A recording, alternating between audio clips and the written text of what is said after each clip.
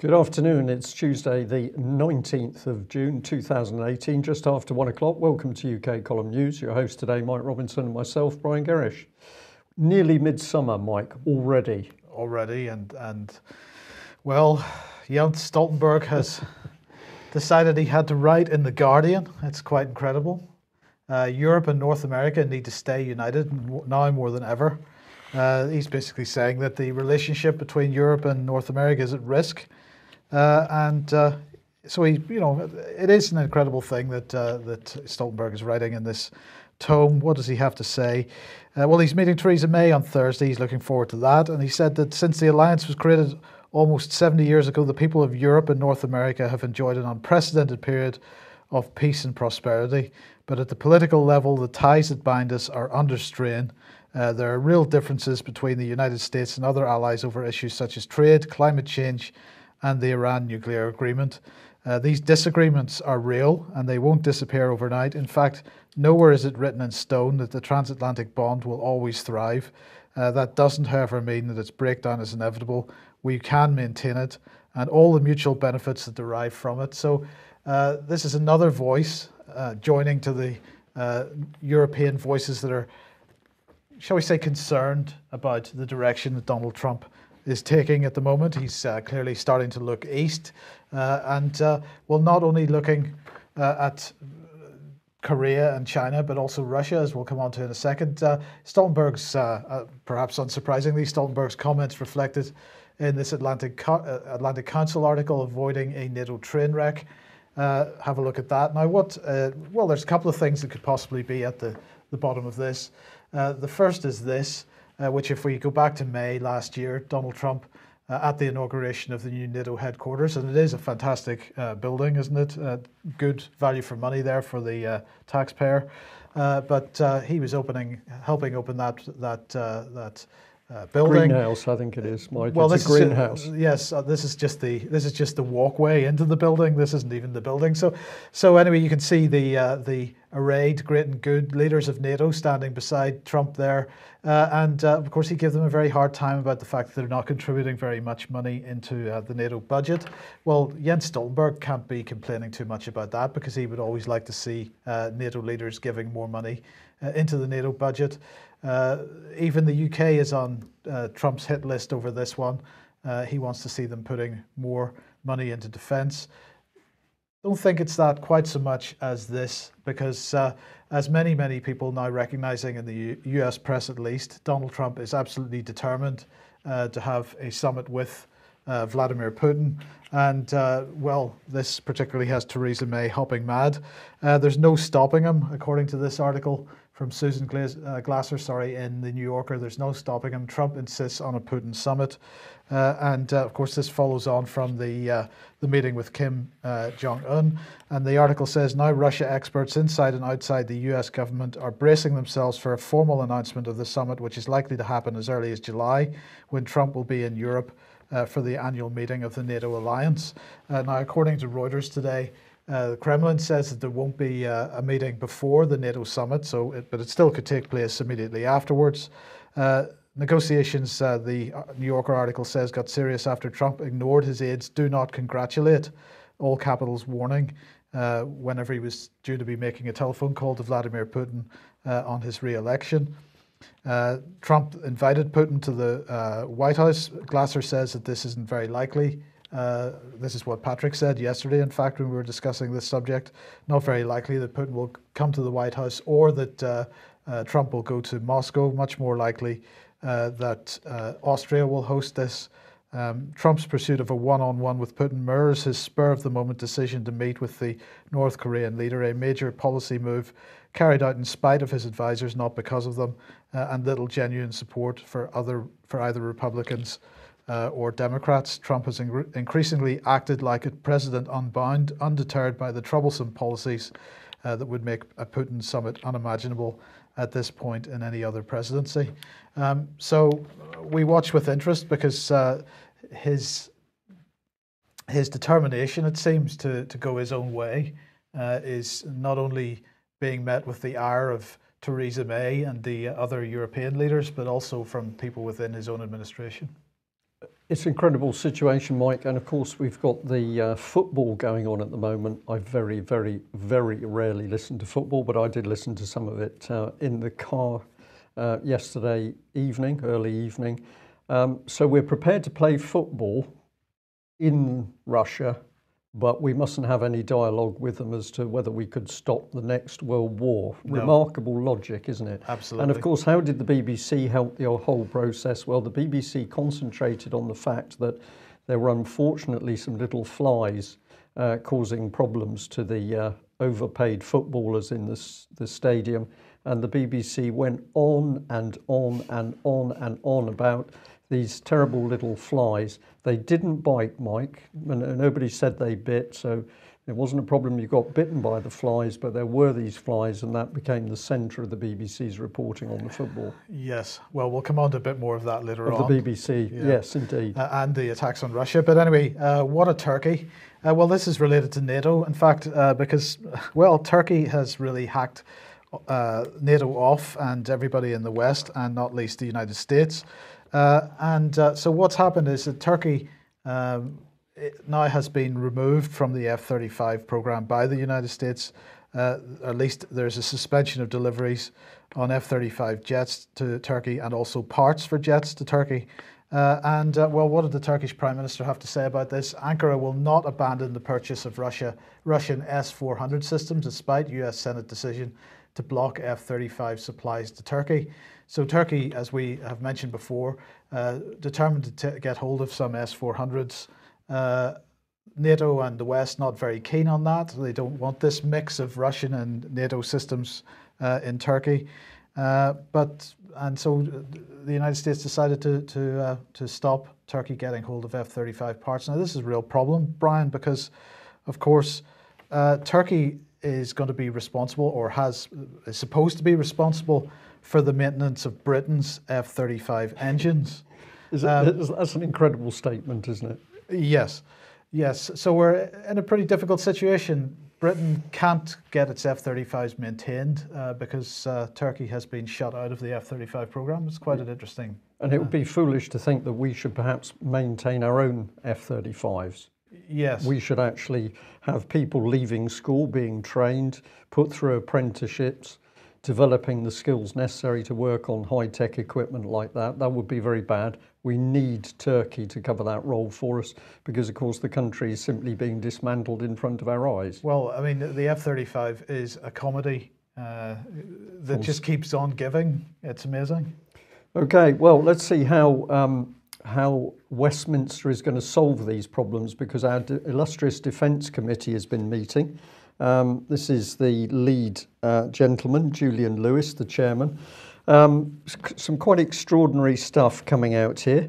They congratulated the Defence Secretary, Gavin Williamson, for extracting military spending from the remit of the government's National Security Capability Review.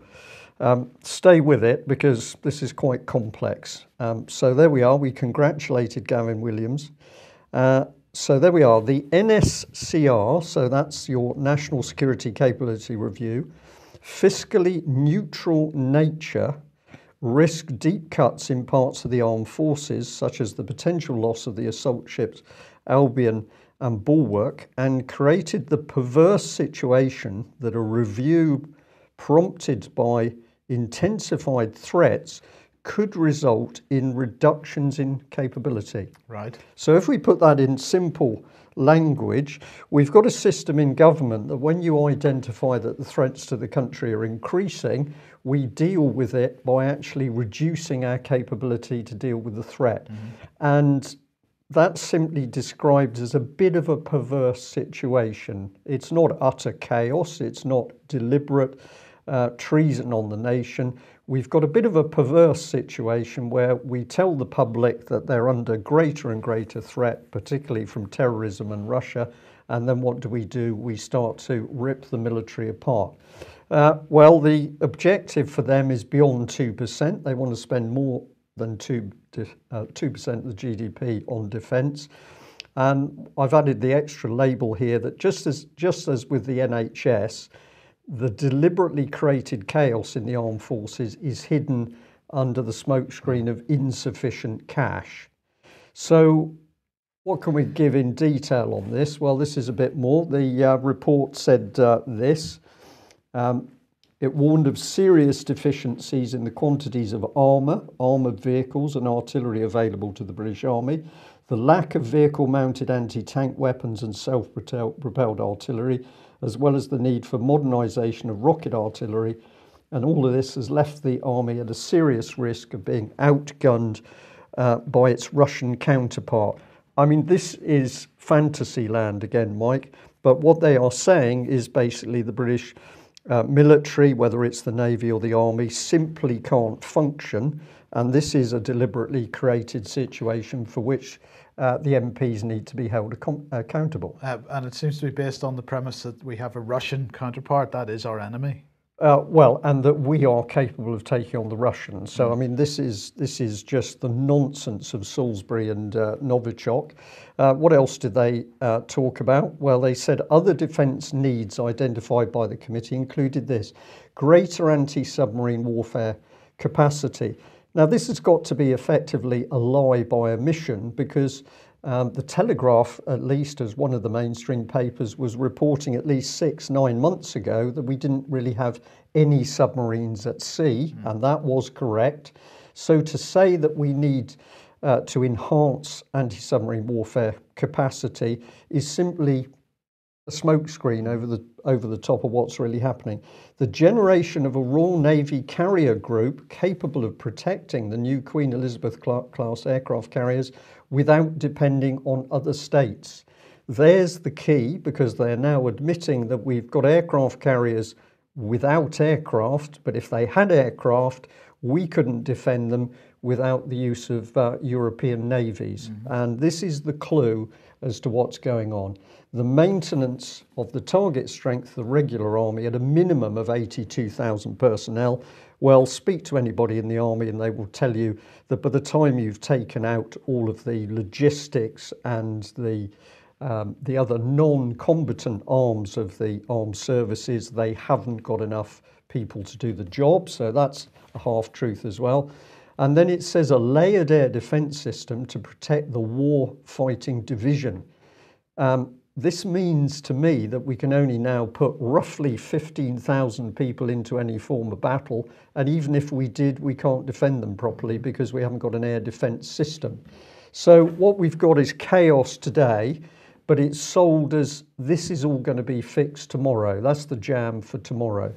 And if we have a look at some of the reports, this was from a few days ago when the Daily Mail pointed out that basically our latest and greatest Type 45 warships were not going to sea.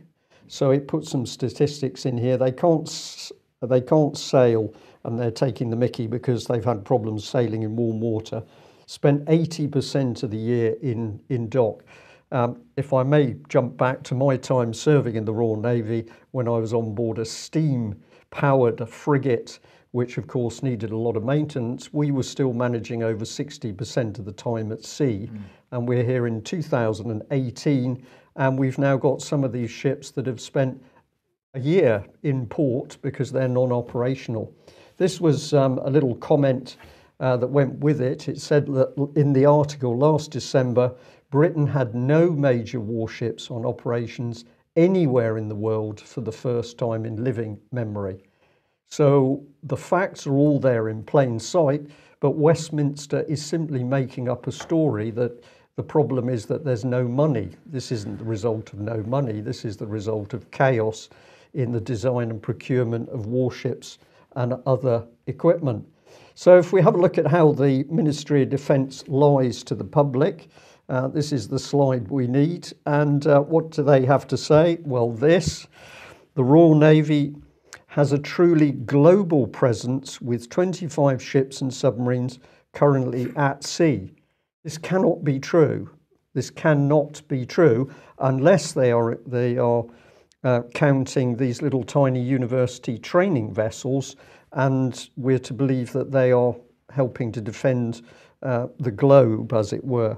So let's go on. It says, since 2016, our Type 45 destroyers have proved indispensable on global missions to protect commercial shipping in the Gulf, support coalition attacks on Daesh, prevent the smuggling of weapons into Libya, and lead the NATO Maritime Task Force in the Black Sea and the Mediterranean. This cannot be true because, of course, we know that these ships are not going to sea. So there's no way they're preventing smuggling of weapons into Libya because the water's too warm in the Mediterranean Sea. And aside from anything else, all the weapons are moving out of Libya and not into Libya. Right. But this is being pushed at the general public as truth by Westminster, when, of course, we can see that it is utter. It's false information, it's lies, and yet we have a defence committee not holding the government to account. They're simply going along with those lies. Well, if you haven't read any of the material on UK Column about the huge gaps in Britain's defences, this is one of a number of articles. And of course, David Ellis from Strategic Defence Initiatives has written a huge amount of information where we've been warning that the real reason we have not got a military at the moment is because the British military has been sacrificed in order to drive full EU military unification. And this process is still going on despite all the lies and cover-up from the British government.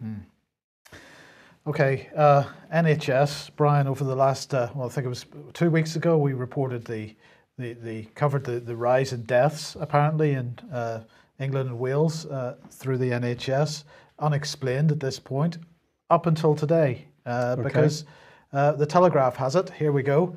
It was, in fact, the beast from the east. That is what caused the higher winter death rate this year. So we don't need to worry about privatisation of the NHS and the underlying collapse that's causing that, or that's being used as a driver for that, because apparently it was Russia that did it, and that's all we need to worry about. It's the Russians. Well, it isn't the Russians, and I have to say that UK Column a couple of months ago put on an event in Nottingham on the NHS. Some truly astonishing information came out of that. Of course, the minimum is that despite all of the what's the word? The defence from Westminster, the NHS is being privatised, is now very close to being privatised. And that privatisation has been achieved by creating absolute chaos inside the NHS, including using agents to disrupt and disturb the processes. Excuse me. And what we know is now coming to the surface is the real detailed information about the number of people who've died unnecessarily within the NHS.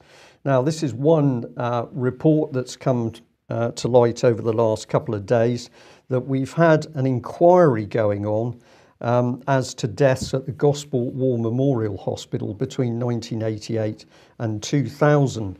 And this whole thing is around a GP, Dr. Jane Barton, and she's accused of prescribing fatal doses of a painkiller as strong as heroin while she worked there. She's described as brusque and indifferent, and she's said to have, quote, shortened hundreds of lives with her prescription of diamorphine, according to the report. The inquiry is investigating the deaths of more than 800 patients at the hospital that goes back nearly 30 years. So we've got a sort of inquiry, Mike, which appears to have come out of nowhere almost, to have a look at what's been happening. The report's set to be published tomorrow, and I was fascinated to see that former Bishop of Liverpool, James Jones, has been conducting this 4-year, £13 million inquiry into the matter. So we've got the deaths of 800 people at least, and we have an inquiry into those deaths which lasts 4 years and is carried out by a bishop. I found this fascinating. Should this not be a criminal inquiry? Well, this is what I was curious about. So if we have a look at some of the information that the Daily Mail has put together, and I'm going to say credit for what they've done because there's quite some detail here. They give this timeline. I'll give you a little bit of it. August 1998, Gladys Richard dies at Gosport War Memorial Hospital. Her daughter Gillian has been complaining of her mother's care before her death. And in October 1998, the first, quote, police probe into the hospital is launched. It lasts 3 weeks and then it's dropped. In October 1999, a third police inquiry is launched. Case files are sent to the CPS to investigate, but 6 months later, the CPS decides there's insufficient evidence for the prosecution, and that one's dropped as well. July 2002, the Commission for Health Improvement concludes patients are being put at risk by poor practice by the hospital's healthcare workers. And in 2002, the Department of Health requests that Professor Richard Baker, he should conduct an investigation to look at patient deaths. In November 2002, police begin another investigation called Operation Rochester. A total of 92 deaths are investigated. But what is happening is this is all being passed to and from the Police Complaints Commission, because of course people are asking why the police are not doing their job. So in 2004, two years after the launch of Operation Rochester, the first files are finally sent to the CPS. The IPCC boss apologises for the, quote, unacceptable length of time the probe has taken. In early 2008, the coroner receives case files, and in April 2009, the coroner's jury finds that Dr. Jane Barton, prescribed drugs that contributed to the deaths of Elsie Devine, Elsie Lavender, Robert Wilson, Brian Cunningham, Jeffrey Packman. And by August 2013, Professor Baker finally publishes a report. He found opiates, painkillers had almost certainly shortened the lives of some patients. July 2014, a Hillsborough-style inquiry is launched into deaths at the hospital. And this is where it starts to get very interesting, because we start out with deaths, but we then don't have a full police investigation. We just have a probe, and we end up with a Hillsborough-style inquiry. Well, just remarkable, of course, that it was this same James Jones who was heading up Hillsborough, and here he is being knighted. The report in the Liverpool Echo here says, last April, a jury in new inquest found the 96 Liverpool fans who died in the disaster were unlawfully killed and supporters were not to blame. So we've got unlawful killing, supporters not to blame, and the bishop has done good work because he's getting his gong from the Queen. This is what he had to say. When you listen to the families, they say that their struggle has not just been for them and the 96, but they believe that what they've been working for is of importance to the whole nation. I'd thoroughly agree with that part of the statement, but it's the second part that made me think. Because the things that have happened, because the things that have happened to them, sadly have happened to other people, and we've got to listen, and hopefully by listening to them become a better nation.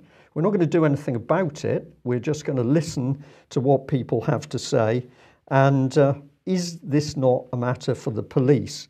Well, this is the end of the article about the Gosport Memorial Hospital. And this caught my eye because this is a gentleman. The elderly gentleman has died. The father has died. The son has now died as well. But this was a quote from the son. He whispered, "Help me, son, they're killing me."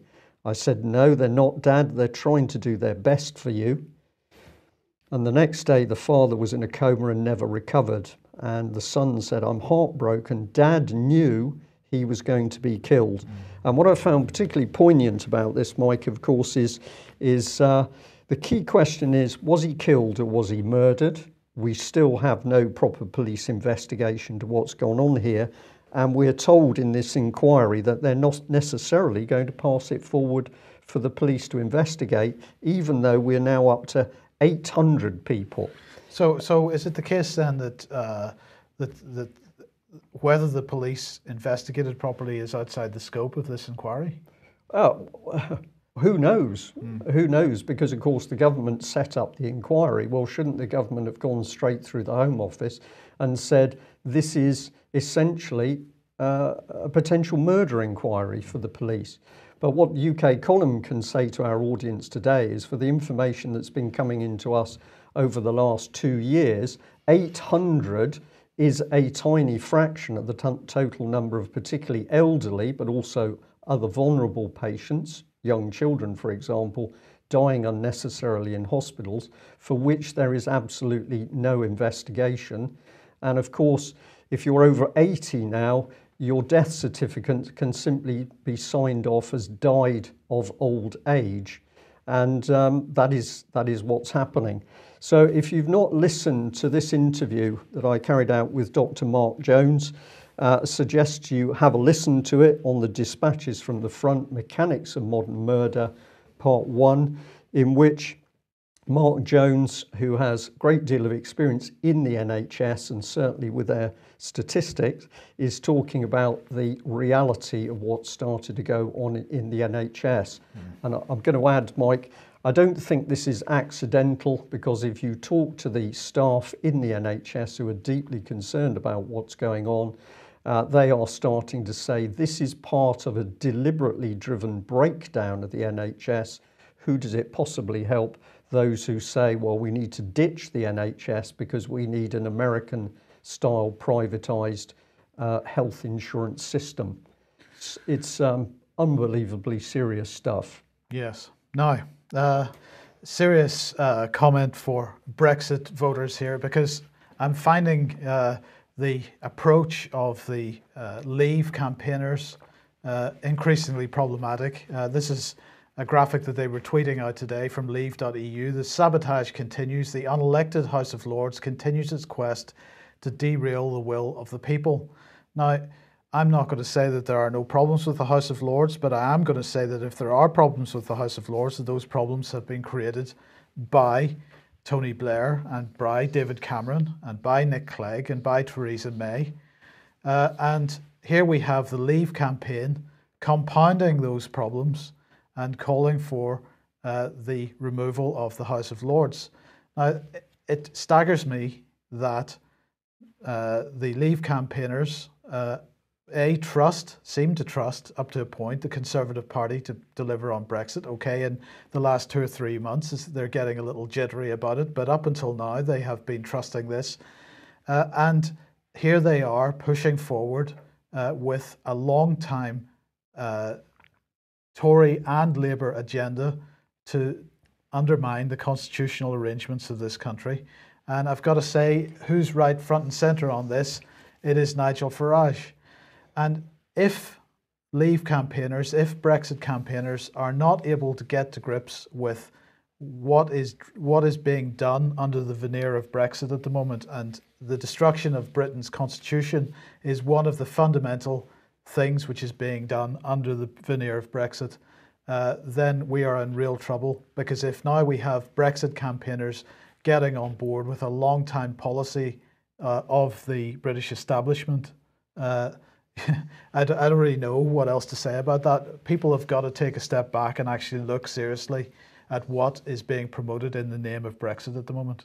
Well, the country's under massive attack at the moment, Mike, and all of the information coming in and we're seeing and sifting through on a daily basis shows that. We've got more to come on the BBC in just a few minutes. And in the meantime, the Brexit fraud continues, with Michel Barnier giving a speech at the European Union Agency for Fundamental Rights. And he was really concerned that the UK is going to he's going to lose the benefits of cooperation following Brexit. He said the UK has decided to leave the EU's institutions, structures and safeguards. No, we haven't. Theresa May has stated on multiple occasions that she has no intention of doing that. She is going to renegotiate or going to negotiate the new partnership with these EU institutions, structures and safeguards. He went on to say it will be a third country outside Schengen and outside the EU's legal order. That is a fact, and facts have consequences. The UK's recent paper on security expresses the desire to keep the benefits of EU membership. That is understandable when you look at what we've achieved together as a union in internal security together. He said the trust does not fall from the sky. There's no magic wand. As I said in Lisbon, in front of the Federation of European Law, This trust is founded on an ecosystem based on common rules and safeguards, shared decisions, joint supervision and implementation, and a common court of justice. Well, Mr. Barnier, that's why we're bringing all EU legislation onto the British statute books. That's why the British government has stated that with our future trading arrangement, under certain circumstances, the European Court of Justice will still have jurisdiction. And he went on to say, if you leave the ecosystem, you lose the benefits of cooperation.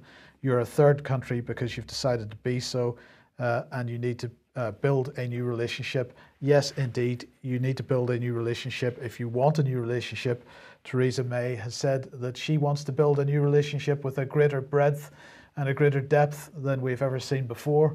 You know, this type of rhetoric from this man may get headlines in the British press, but frankly, it's all fraudulent because it's just there to generate angst within the public. Yeah. Okay, quick advertisement for AV9 DVDs. Those are available on the UK Column website. They're selling quite well. Please get a copy if you would like to watch these 14 presentations from fantastic presentations that were given in May. Well, let's get straight on to this. We have only, well, in fact, I think we've probably got about 19 hours left to save the world, as it were. This is Save Your Internet, Heroes or Zeros. We mentioned this a couple of weeks ago. Two new pieces of legislation. It's the European Digital Single Market Directive on copyright, originally published in 2016. Two articles in that are of particular concern. One is the filtering of all uploads to the internet on copyright grounds. So this is a broad-based filtering system, which is under Article 13. But the more serious one, in my opinion, is Article 11, which is a link tax. The link tax proposal, which establishes a special copyright-like fee to be paid by websites to news publishers in exchange for the privilege of using URLs in articles and so on.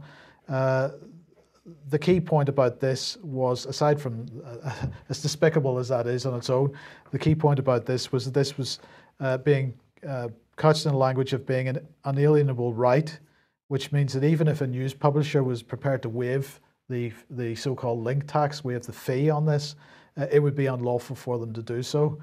So, look, I'm seeing lots of people pushing out stuff like this: stop the censorship machine, delete Article 13, which is mainly concerned about the sort of YouTube copyright claim style scanning of every piece of content which is uploaded to the internet.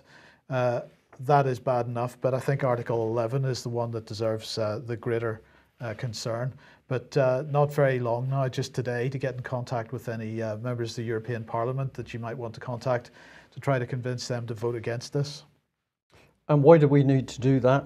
Let's have a look at our own BBC, and I'm going to thank the person who highlighted this to me a few days ago. This is BBC Radio 4, Advertising Dangerous Visions, First World Problems. Martin Jameson's 5-part drama draws on detailed research to create a compelling account of the consequences of a UK civil war. I don't know what would happen, Mike, if UK Column put on a programme talking about a civil war in UK, but I think we would have somebody knocking on our door pretty quickly. But this was just a stunning piece of malicious work by the BBC. And let's follow it through a bit. I've just said sinking to a new low. It's almost getting impossible to know how to describe the BBC. I've followed this through mainly on Twitter because I went to have a look at Martin Jameson's Twitter page, Smart Arts.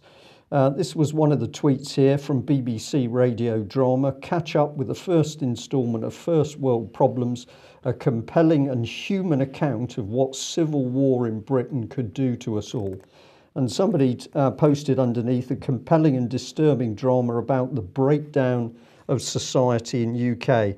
This is the BBC at its most dirtiest. Think of what BBC Media Action was boasting about in Syria, that they worked with the so-called opposition to help destabilise the country, to get rid of Assad. And here, at a time when everybody knows the tensions increasing in this country as a result of the lies and mismanagement by the British government, what does the BBC start doing, talking about a civil war? Well, my response was to, if you like, get in the face of this team. So I posted some comments on Martin Jameson's Twitter page. I've had a look today. I think some of it has been removed somehow. I'm not quite sure how that's been done. But I basically said that this was another dangerous production by the BBC death cult team. War in Syria is almost over, so let's get the idea of a war in UK started. This is mass propaganda, reframing the nation for unrest, and that's absolutely what I think this is.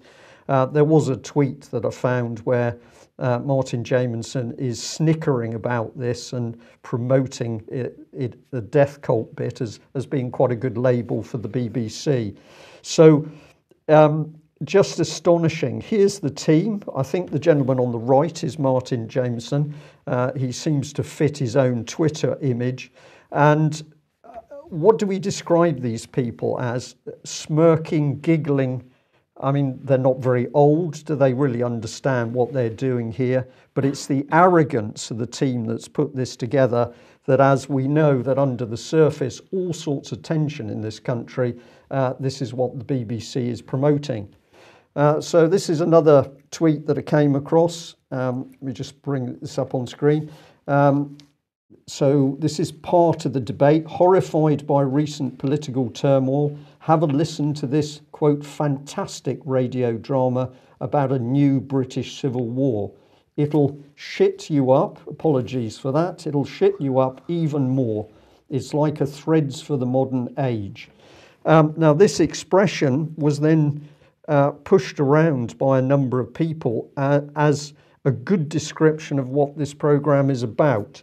I posted some comment. I described on the Twitter page that it was utterly disgusting.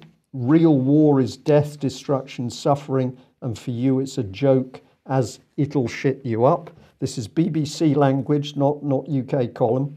And I reminded them of what BBC Media Action had been doing in Syria. So, Mike, this stuff is just almost unbelievable, that we've got £3.74 billion of government propaganda machine helping to promote war and violence, not overseas now, but to do it inside UK.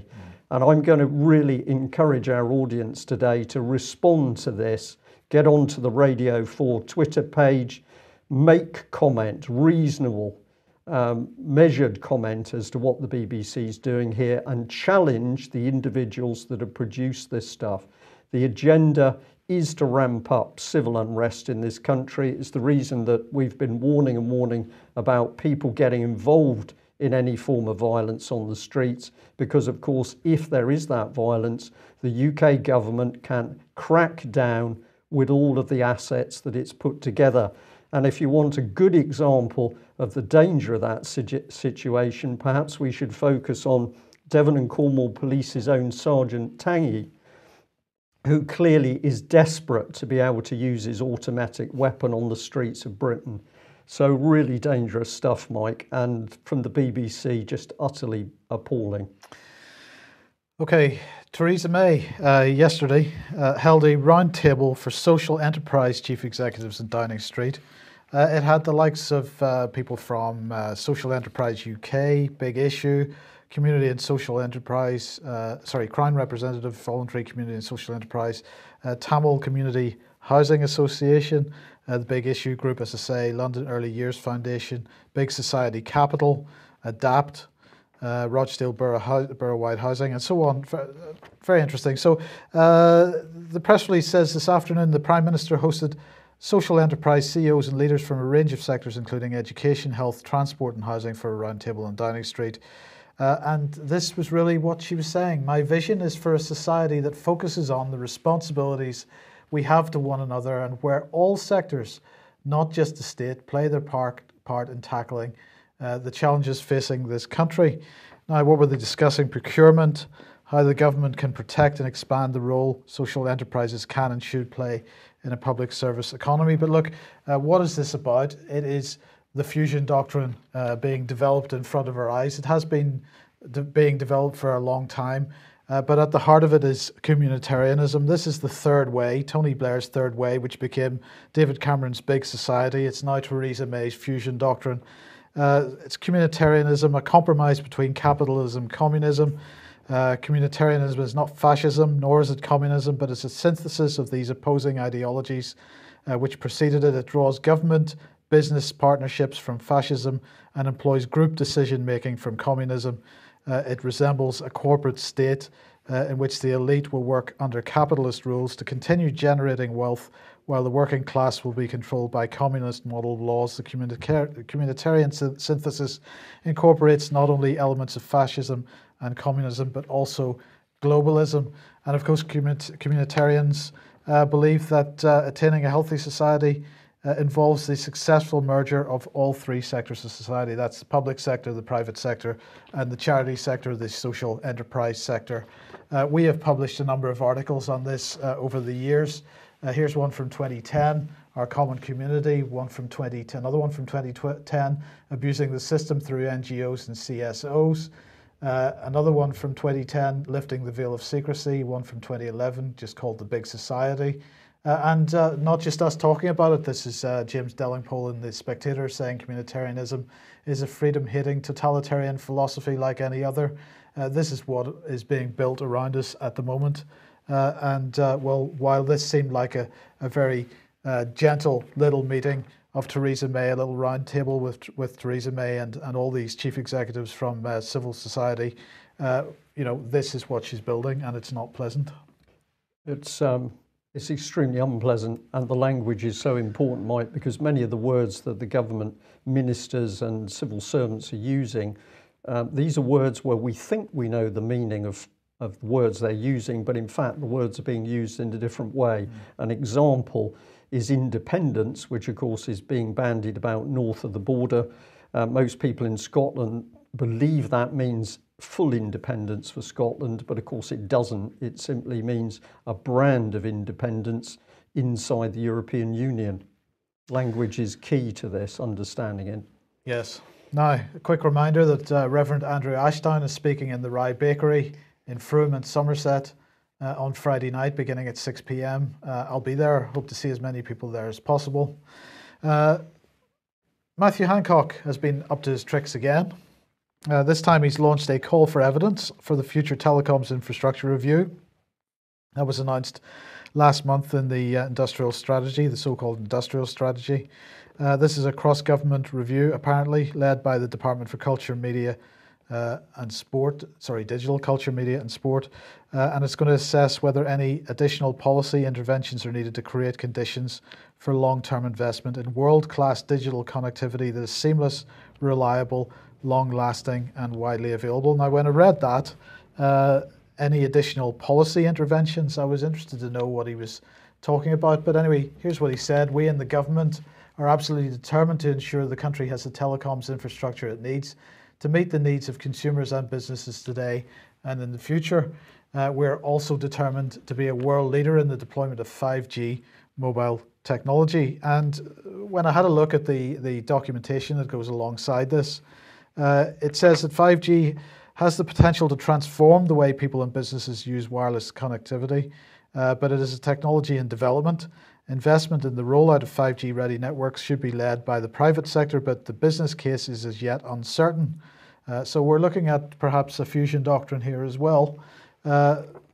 As set out in our 5G strategy, we recognise, he said, there is an important role for government to play in ensuring that the conditions are in place to encourage this investment. Alongside this call for evidence, we have published an update on progress against delivering the actions from the 5G strategy and set out further detail on the areas that we will focus on to support the deployment. We will also consider with Ofcom the spectrum allocation and licensing regime to support 5G deployment. But here's the point.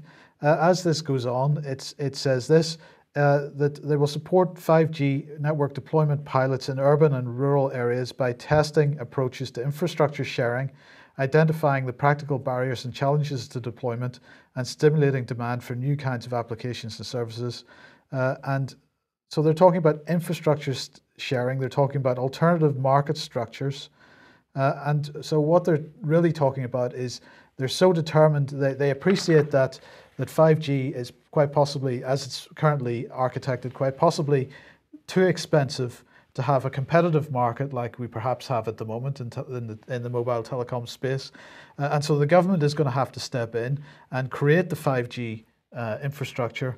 And we end up with this model of non-competition like we have with water and energy suppliers at the moment, where we have a shared infrastructure and this sort of not as well negative competition model that sits on top, which means prices are controlled.